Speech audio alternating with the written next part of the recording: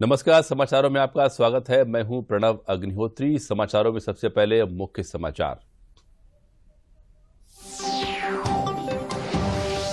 PM Narendra Modi आज ओडिशा के 3 दिवसीय दौरे पर जाएंगे। प्रधानमंत्री वहां एक जनसभा को संबोधित करेंगे। साथ ही भुवनेश्वर में आयोजित डीजीपी और आईजी सम्मेलन में भी हिस्सा लेंगे। प्रदेश सरकार ने संभल में हुई हिंसा के न्यायिक जांच के आदेश दिए। सेवानिवृत्त न्यायमूर्ति देवेंद्र अरोड़ा की अध्यक्षता में 3 सदस्यीय आयोग का गठन। जुमे की नमाज के चलते संभल में हाई अलर्ट।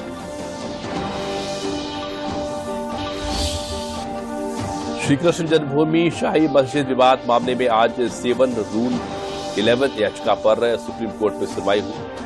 इसी विवाद पर गुरुवार को इलाहाबाद हाईकोर्ट में हुई थी सुनवाई। हाईकोर्ट में अगली सुनवाई 4 दिसंबर को। अजमेर में दरगाह शरीफ को शिव मंदिर बताने वाली याचिका निचली अदालत में सुनवाई की दी अनुमति। हिंदू पक्ष दरगाह के शिव मंदिर होने का कर रहे हैं दावा, जबकि मुस्लिम पक्ष से सस्ती लोकप्रियता पाने का बता रहे हैं आधार। सीएम योगी आदित्यनाथ ने कहा कि पौराणिक एवं ऐतिहासिक स्थलों के विकास पर दिया जाएगा जोर। सीएम योगी चित्रकूट में समीक्षा बैठक के साथ मंदाकिनी के रामघाट पर गंगा आरती में हुए शामिल।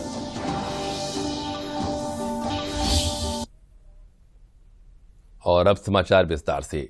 प्रधानमंत्री नरेंद्र मोदी आज से ओडिशा के 3 दिवसीय के दौरे पर रहेंगे। ओडिशा में प्रधानमंत्री आज शाम भाजपा के राज्य मुख्यालय में पार्टी के सांसदों, विधायकों और अन्य पदाधिकारियों के साथ बैठक करेंगे। प्रधानमंत्री वहां आज एक जनसभा को भी संबोधित करेंगे। इसके अलावा प्रधानमंत्री मोदी अपने दौरे के दौरान भुवनेश्वर में हो रहे डीजीपी और आईजी सम्मेलन में भी हिस्सा लेंगे। संसद के शीतकालीन सत्र में आज लोकसभा में 2 महत्वपूर्ण बिल सदन के पटल पर रखे जाएंगे। वित्त मंत्री निर्मला सीतारमण बैंककारी विधियां संशोधन बिल 2024 सदन में पेश करेंगी। इस बिल के माध्यम से reserve bank of India act 1934 के बैंकिंग रेगुलेशन एक्ट 1949 और state bank of India act 1955 की धारा को संशोधित किया जाएगा।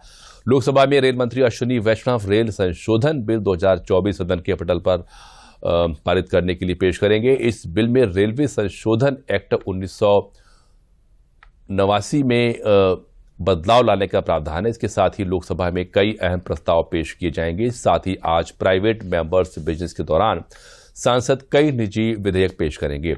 वहीं राज्यसभा की कार्यसूची की बात की जाए तो उच्च सदन में आज प्रश्नकाल के दौरान विभिन्न मंत्रालय से अहम प्रश्न पूछे जाएंगे।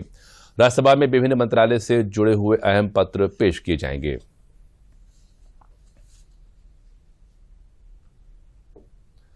महाराष्ट्र के मुख्यमंत्री को लेकर आज स्थिति साफ होने की उम्मीद है। देर रात तक दिल्ली में केंद्रीय गृह मंत्री अमित शाह के घर पर अहम बैठक चली, जिसमें महायुति के तीनों नेता देवेंद्र फडणवीस, एकनाथ शिंदे और अजीत पवार शामिल हुए।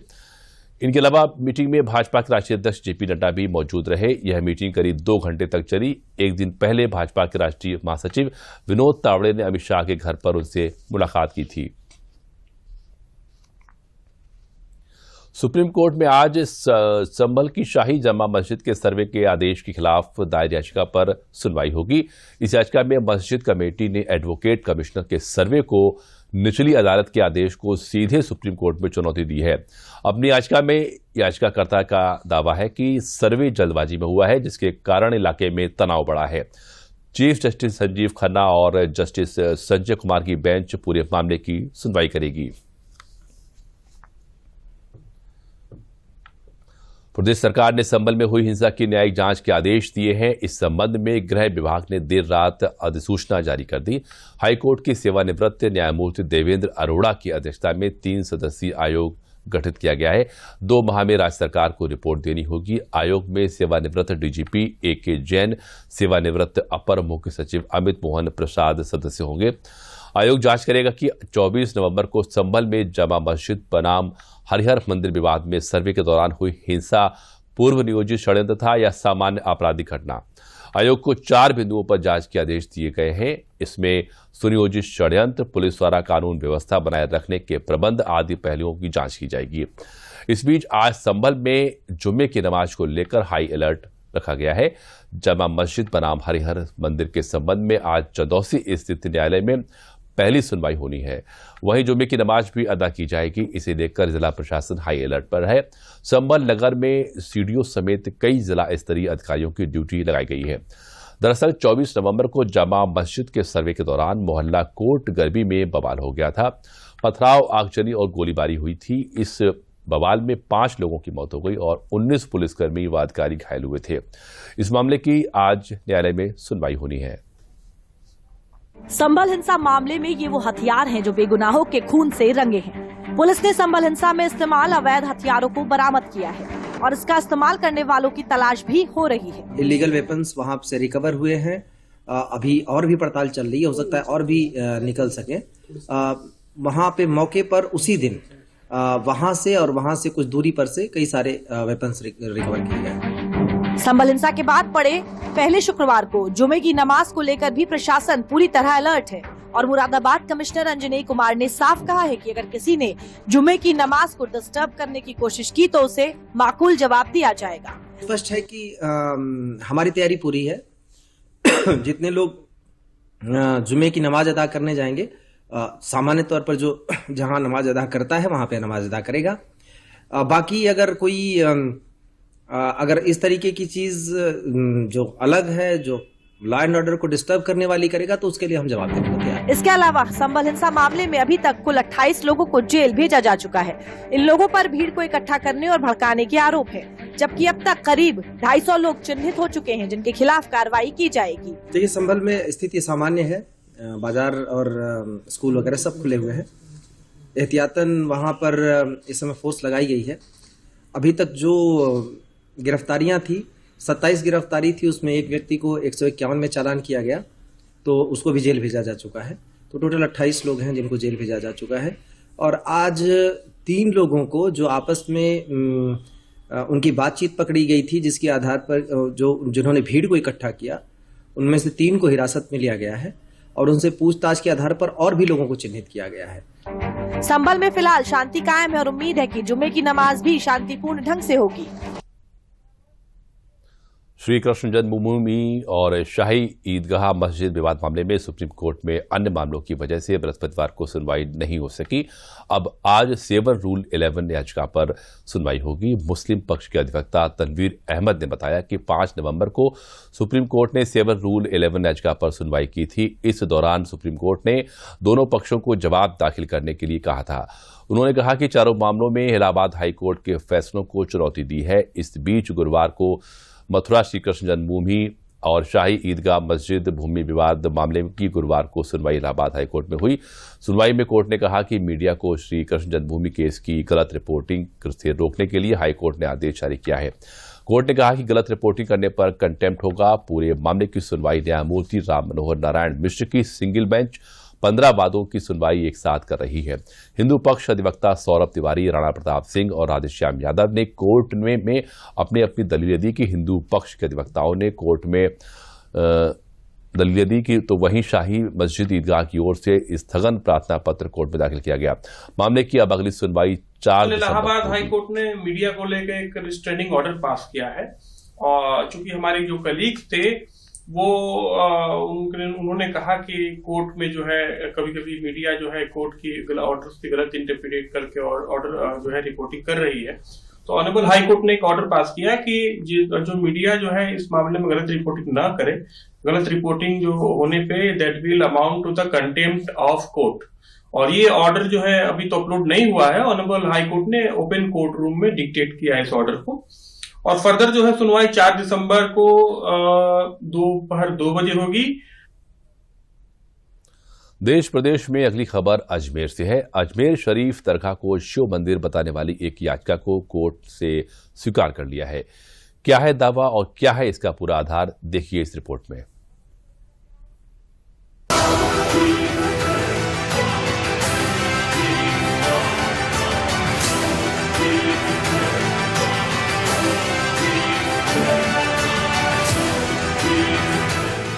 दावा किया गया है कि राजस्थान का अजमेर शरीफ दरगाह एक शिव मंदिर पर बना है। इसको लेकर मामला कोर्ट तक पहुंच गया है।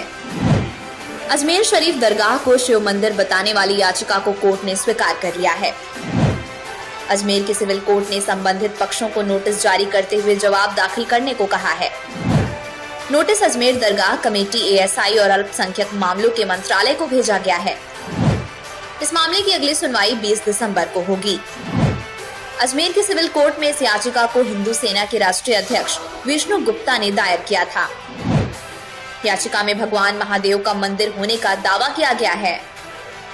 हिंदू पक्ष का दावा है कि दरगाह के स्थल पर पहले एक शिव मंदिर था। इसको लेकर कोर्ट में कई सबूत रखे गए हैं, जबकि मुस्लिम पक्ष इसे सस्ती लोकप्रियता का रास्ता बता रहे हैं। हरबिलास शारदा, जो कि म्युनिसिपैलिटी के चीफ कमिश्नर है अंग्रेजी सरकार में, और बाद में राजस्थान के सिविल जज भी रहे, और उसके बाद वो अंग्रेजों की ब्रिटिश काउंसिल में एक महत्वपूर्ण कमेटी होती थी, उसके सदस्य रहे हैं। तो उनकी बात में बहुत गंभीरता है। उन्होंने विस्तार से अजमेर दरगाह के बारे में बहुत कुछ लिखा है। वहां एक बुलंद दरवाजा है, वो बुलंद दरवाजे पे आप हिंदू कलाकृति, हिंदू नक्काशी और हिंदू संस्कृति ही दर्शाती है। जो वादी हैं, इन्होंने जो दावा पेश किया है, ये सिर्फ 1910 में जो हरविलास शारदा जी की किताब है अजमेर हिस्टोरिकल एंड डिस्क्रिप्टिव, उसकी बुनियाद बना करके। हरविलास शारदा जी एक सम्मानित व्यक्ति थे इस शहर के, लेकिन वो हिस्टोरियन नहीं थे। उनकी जो किताब में उन्होंने बात लिखी, उसकी कहीं ऑथेंटिसिटी नहीं है, कहीं से साबित नहीं होता है। इस 100 साल पुरानी किताब से 850 साल की हिस्ट्री को नहीं मिटाया जा सकता। हिंदू पक्ष की याचिका में जो दरगाह को मंदिर होने का दावा किया गया है, उसके पीछे के मुख्य 3 आधार बनाए गए हैं।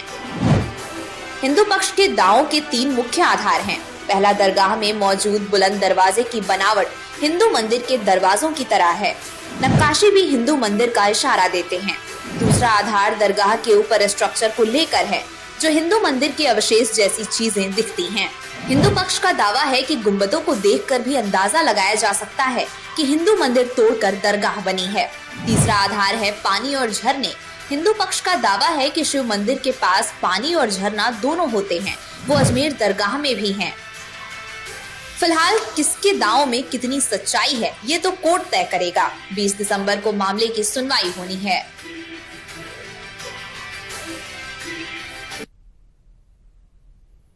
मुख्यमंत्री योगी आदित्यनाथ बृहस्पतिवार को एक दिवसीय दौरे पर चित्रकूट में जनप्रतिनिधियों एवं मंडल के अधिकारियों के साथ विकास कार्यों एवं कानून व्यवस्था की मंडलीय समीक्षा बैठक की। इस दौरान उनके साथ जल शक्ति मंत्री स्वतंत्र देव सिंह और श्रम एवं सेवायोजन राज्य मंत्री मनोहर लाल कोरी भी मौजूद रहे।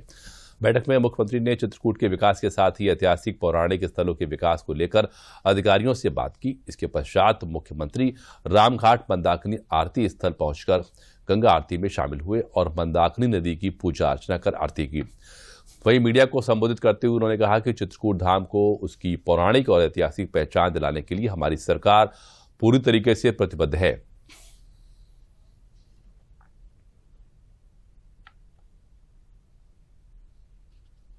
यहाँ पर बुंदेलखंड एक्सप्रेसवे का लिंक एक्सप्रेसवे के लिए हम लोगों ने 1300 करोड़ रुपए सैंक्शन किए हैं और वह कार्य युद्ध स्तर पर चल रहा है।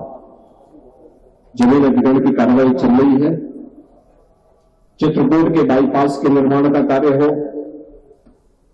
या फिर चित्रकूट से जुड़े हुए उन पौराणिक और ऐतिहासिक स्थलों का, चाहे वह लालापुर भगवान महर्षि वाल्मीकि जी की पावन जन्मस्थली के सुंदरीकरण और उसका पुनरुद्धार के कार्यक्रम को आगे बढ़ाने का कार्य हो, या संत तुलसीदास जी के पावन जन्मस्थली की सुरक्षा और उसके सुंदरीकरण के कार्यक्रम को, इसको हमारी सरकार तेजी के साथ आगे बढ़ा रही है। इसके अलावा यहां पर आध्यात्मिक और धार्मिक पर्यटन के साथ साथ यहाँ के इको टूरिज्म के लिए एक बेहतरीन सेंटर के रूप में इसको हम विकसित कर सके, इसके लिए रानीपुर का टाइगर रिजर्व को भी हम अच्छे ढंग से आगे बढ़ाना चाहते हैं। आज जब मैं यहाँ पे चित्रकूट आ रहा था तो मैं देख रहा था मंदाकिनी नदी में एक पुल है, सामान्य पुल है, बहुत पुराना है। मैंने उसके लिए एक नया पुल भी स्वीकृत करने की घोषणा की है कि यहाँ पे एक नया पुल बनना चाहिए, इससे चित्रकूट की कनेक्टिविटी को और बेहतर किया जा सके। सुल्तानपुर की जयसिंहपुर विधानसभा क्षेत्र के ढेमा स्थित एक निजी विद्यालय में प्रदेश के परिवहन मंत्री दयाशंकर सिंह ने राष्ट्रीय ध्वज पताका एवं हाई मास्क लाइट का उद्घाटन किया। परिवहन मंत्री ने संबंधित हिंसा पर मीडिया द्वारा किए गए सवाल पर कहा कि ये समाजवादी पार्टी की सरकार नहीं है, यहां योगी का राज है। जो भी दोषी पाया जाएगा सब पर कार्रवाई होगी। मंत्री ने कहा कि जो गलत करेगा, जो प्रदेश के माहौल को खराब करने की कोशिश करेगा, उस पर कार्रवाई की जाएगी।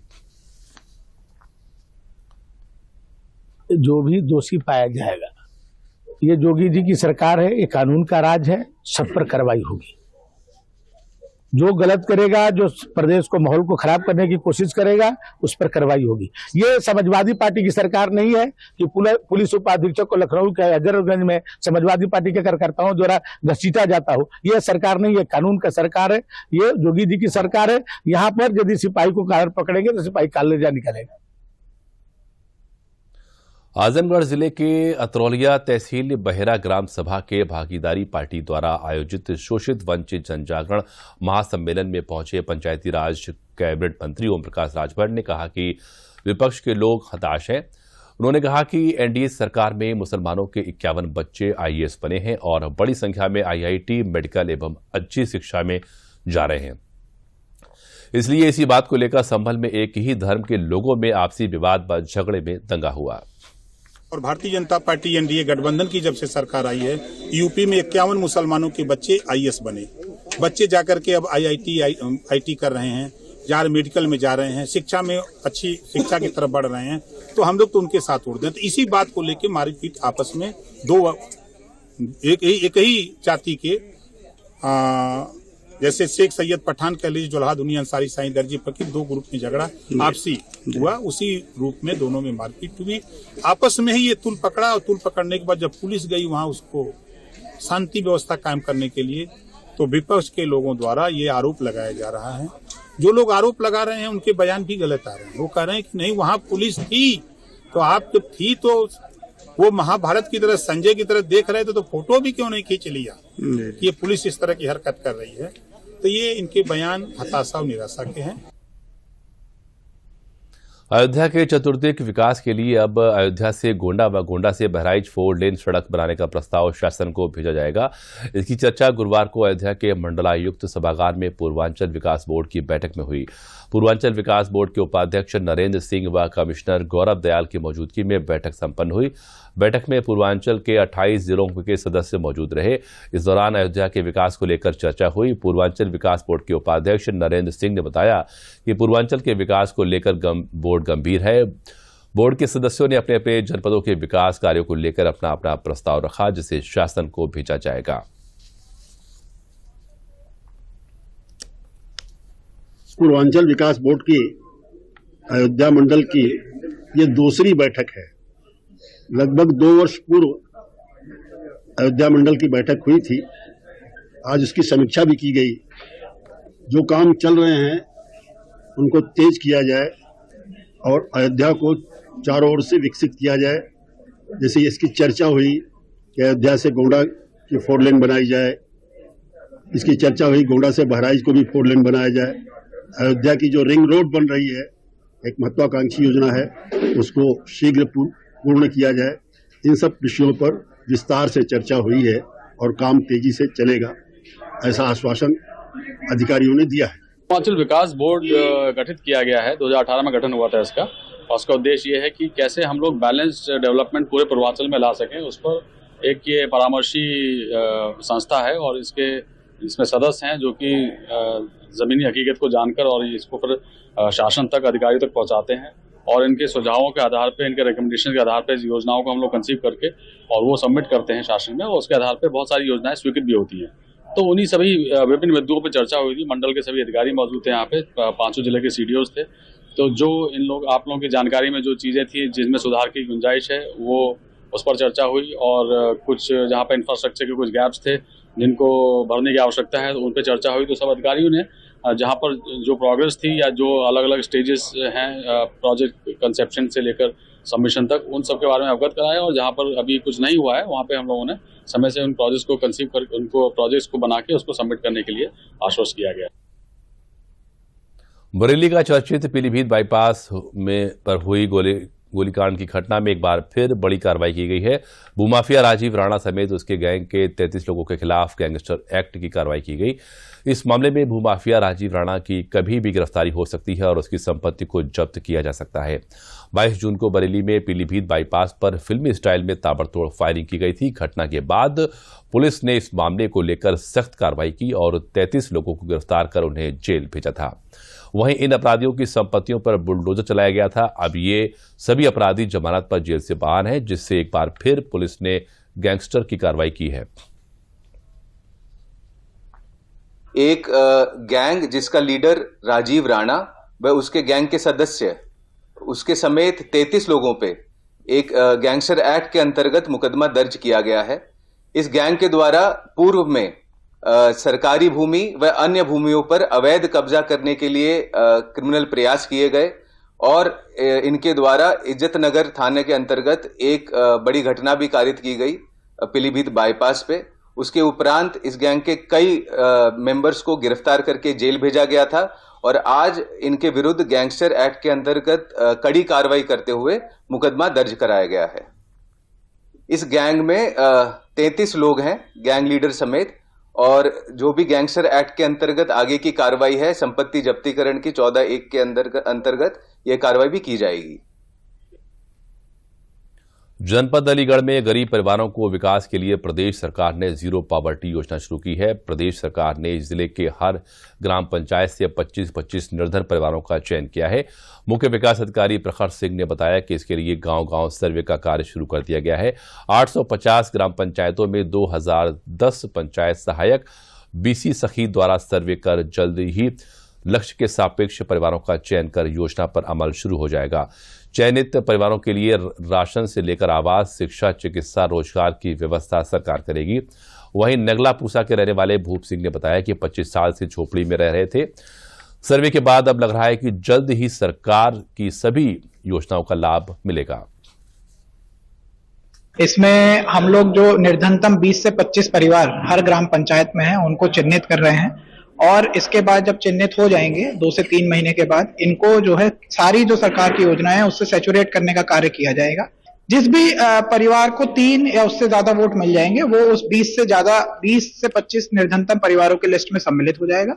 जब हमें इसकी सूची मिल जाएगी 20 से 25 परिवार जो हर ग्राम पंचायत में इसकी सूची जब मिल जाएगी तो उसको फिर हम जितनी भी सरकार की योजनाएं हैं, चाहे वो प्रधानमंत्री आवास हो, राशन कार्ड हो, आधार हो, जितने भी हमारी योजनाएं चलती हैं उससे उसको सैचुरेट करने का हम कार्य करेंगे।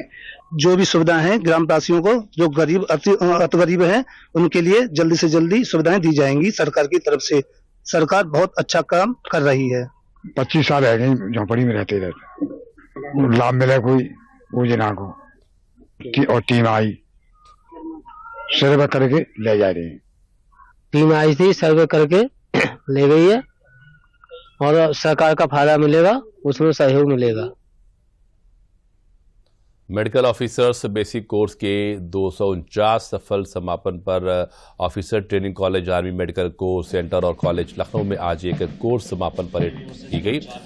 9 सप्ताह का कोर्स युवा सशस्त्र बलों को गहन युद्ध चिकित्सा सहायता प्रशिक्षण प्रदान करता है।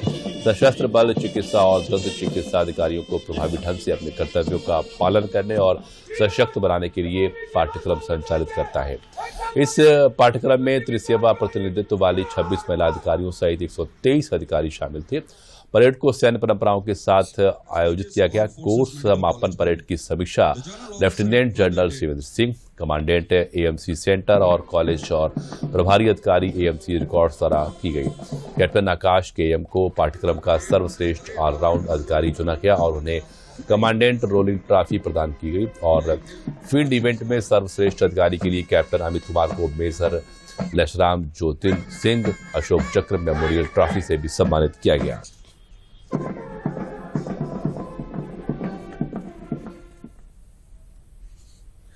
लोकसभा के शीतकालीन सत्र में वक्फ बिल पर ब्रेक लग गया है। दरअसल शीतकालीन सत्र के आखिरी दिन वक्फ बिल पर जेपीसी की रिपोर्ट पेश होनी थी।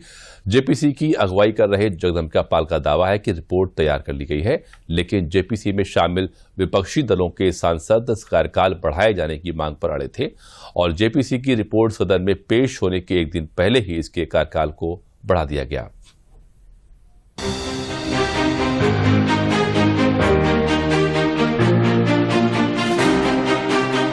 लोकसभा के शीतकालीन सत्र में वक्फ बिल पर ब्रेक लग गया है। दरअसल शीतकालीन सत्र के आखिरी दिन वक्फ बिल पर जेपीसी की रिपोर्ट पेश होनी थी। जेपीसी की अगुवाई कर रहे जगदम्बिका पाल का दावा था कि रिपोर्ट तैयार कर ली गई, लेकिन जेपीसी में शामिल विपक्षी दलों के सांसद कार्यकाल बढ़ाने की मांग पर अड़े थे और जेपीसी की रिपोर्ट सदन में पेश होने के एक दिन पहले ही इसके कार्यकाल को बढ़ा दिया गया। जेपीसी कार्यकाल बढ़ाने का प्रस्ताव सदन में पेश हो गया है। बजट सत्र 2025 के अंतिम दिन सदन में रिपोर्ट होगी पेश। जेपीसी के प्रमुख जगदम्बिका पाल ने कार्यकाल बढ़ाने का प्रस्ताव किया पेश। दरअसल जेपीसी के गठन के बाद से विपक्षी सांसद हंगामा कर रहे थे। सांसद आरोप लगा रहे थे। जेपीसी के अध्यक्ष जगदम्बिका पाल ने तय प्रक्रिया पूरी किए बिना ही मसौदा रिपोर्ट तैयार कर ली है। वहीं जगदम्बिका पाल का कहना है कि सबको अपनी राय रखने का समान अवसर दिया गया है।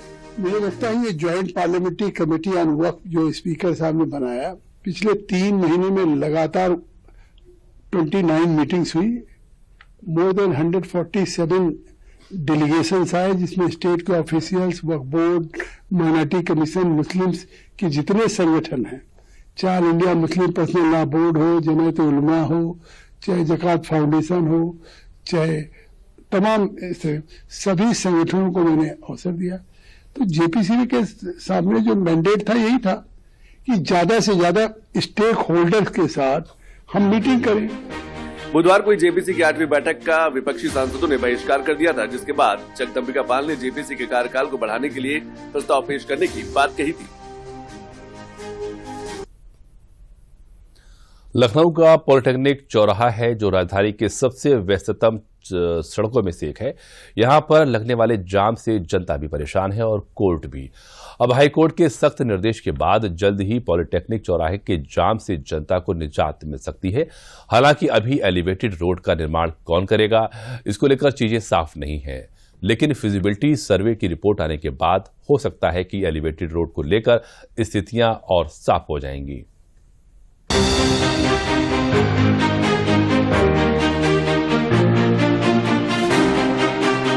लखनऊ का पॉलिटेक्निक चौराहा है जो राजधानी के सबसे व्यस्ततम सड़कों में से एक है। यहाँ पर लगने वाले जाम से जनता भी परेशान है और कोर्ट भी। अब हाईकोर्ट के सख्त निर्देश के बाद जल्द ही पॉलिटेक्निक चौराहे के जाम से जनता को निजात मिल सकती है। लखनऊ विकास प्राधिकरण ने एलिवेटेड रोड के लिए फिजिबिलिटी सर्वे शुरू किया है। एलिवेटेड रोड पॉलिटेक्निक चौराहे से इंदिरा नहर तक करीब 10 किलोमीटर के दायरे में बनेगा। एलडीए के फिजिबिलिटी सर्वे की रिपोर्ट 15 दिन में आ जाएगी। एलडीए ने स्पष्ट किया है कि रोड के कारण मकान तोड़ने की स्थिति नहीं बनेगी। दरअसल जाम को लेकर हाईकोर्ट ने कड़ा रुख अपनाया था और पिछले दिनों उसकी सुनवाई भी हुई थी। हाईकोर्ट ने एलडीए को जाम का उपाय करने का निर्देश दिया था। हाईकोर्ट के निर्देश के बाद ही एलिवेटेड रोड बनाने पर विचार हुआ था। हालांकि अभी एलिवेटेड रोड का निर्माण कौन करेगा, इसको लेकर चीजें साफ नहीं है, लेकिन फिजिबिलिटी सर्वे की रिपोर्ट आने के बाद हो सकता है एलिवेटेड रोड को लेकर स्थितियां और साफ हो जाएंगी।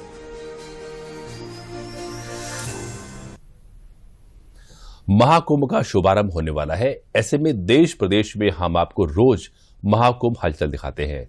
इसमें महाकुंभ से जुड़ी 5 बड़ी खबरें देखिए बिल्कुल फटाफट अंदाज में।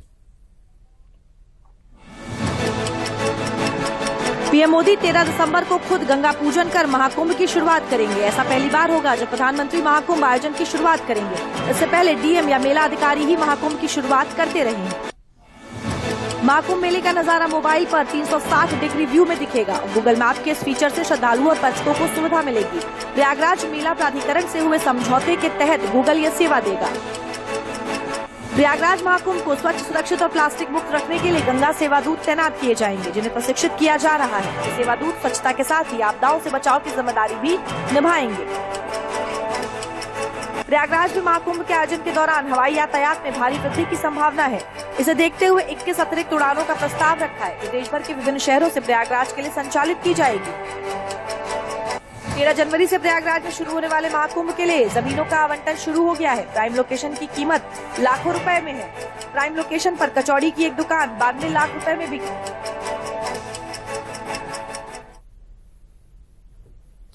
और आइए अब देखते हैं अंतर्राष्ट्रीय जगत की खबर।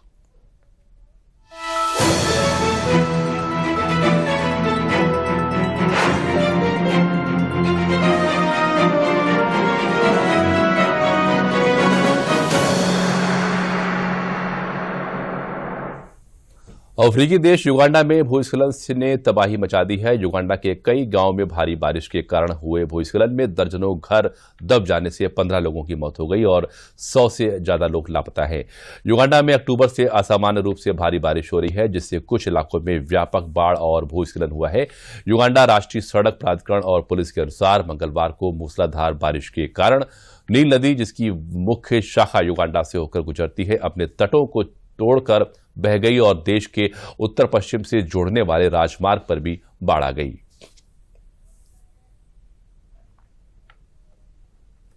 और इसी के साथ समाचार समाप्त हुए। नमस्कार।